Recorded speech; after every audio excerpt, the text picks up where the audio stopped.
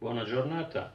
Ho ritenuto utile informarvi in diretta sull'andamento del confronto con il Governo, in merito ai temi della previdenza che riguardano molti pensionati e futuri pensionandi.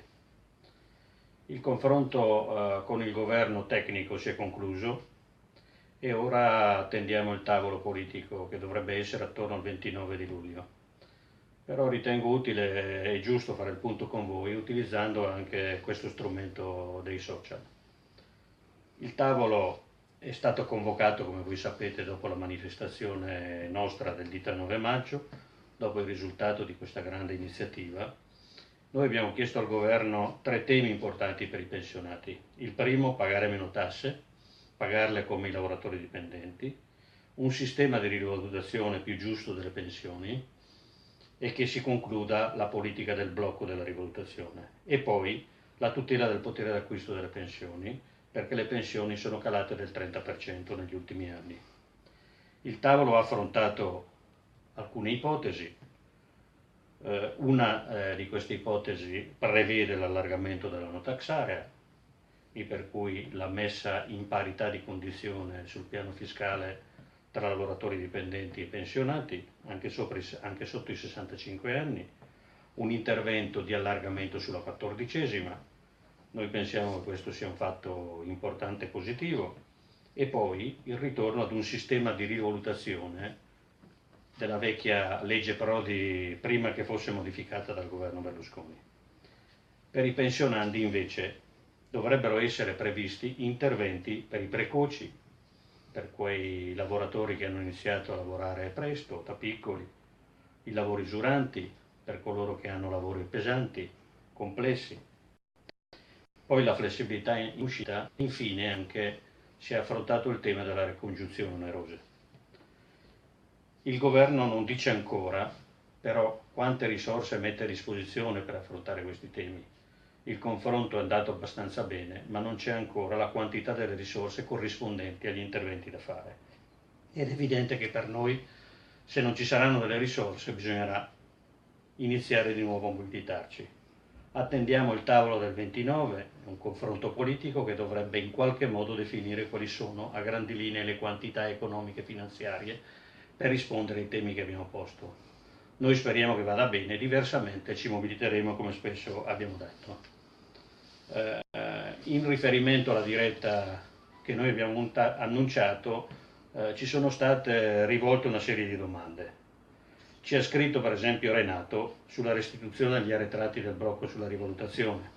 A lui rispondo che siamo in attesa della sentenza della Corte Costituzionale dopo che abbiamo presentato i nostri ricorsi. Verificheremo in conseguenza della scelta della Corte Costituzionale cosa succederà. Rita ci ha chiesto come va e come si tutelano le pensioni minime. Il confronto col governo le ha affrontate e sta valutando in questo caso la possibilità di estendere la no tax area ai lavoratori ai pensionati come ai lavoratori dipendenti.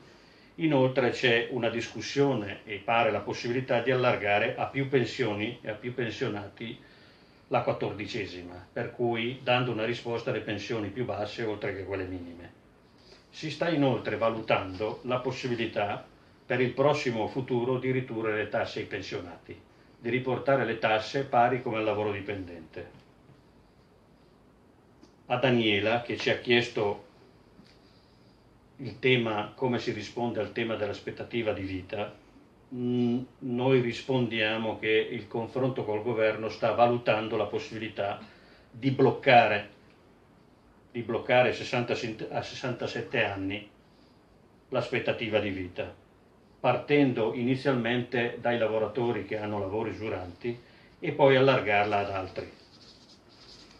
A Patrizia, Paolo e a Mauro, che ci hanno chiesto una disponibilità a definire il riconoscimento contributivo per andare in pensione anticipata, la discussione col governo sta affrontando questo tema abbastanza seriamente, pensando di dare la disponibilità di riconoscere alcuni mesi contributivi per quei lavoratori che hanno iniziato a lavorare a 14 anni e fino ai 18, consentendo così loro di poter anticipare la loro pensione fino ai 41 anni con la finestra. A Maria Grazia, invece, che ci chiede soluzione donna, rispondiamo che dovrebbe essere prorogata per tutto il 2016 e si sta verificando anche la possibilità di rispondere a quelle persone che per qualche mese hanno perso il diritto non maturato e per cui dovremmo riuscire a dare una risposta positiva anche a chi è nato prima, a chi è nato dopo il settembre del 2015. Invece ad Orietta e Michele, che ci hanno domandato se si sta cercando di rendere le ricongiunzioni onerose meno onerose, il confronto con il governo ha prodotto una ipotesi che tende ad estendere la ricongiunzione onerosa gratuita. Così dovremmo rispondere anche alle pensioni di anzianità. Ad Ivano e ad Igino rispondo che dopo il confronto col governo, nel caso ci fosse un'intesa oppure anche una rottura, apriremo un confronto con tutte le leghe. Faremo assemblee in tutti i luoghi dove c'è la Lega, territoriali, in ogni regione, in ogni territorio, e apriremo un confronto con tutti i nostri pensionati e insieme decideremo meglio cosa fare. Se ci fosse un'intesa, cosa rispondere a quell'intesa, se sostenerla oppure no, oppure diversamente se ci fosse una rottura, quale tipo di mobilitazione e di iniziative dovremmo mettere in campo nei prossimi mesi. Voglio ringraziarvi tutti per questo ascolto. Ritengo importante informare i nostri iscritti, i pensionati e tutti i cittadini sull'andamento del confronto col governo. Ci pare molto importante e interessante e credo che questo sia un'iniziativa utile per avere con voi un riscontro sulle nostre scelte, sulle nostre iniziative politiche. Vi ringrazio di nuovo, arrivederci.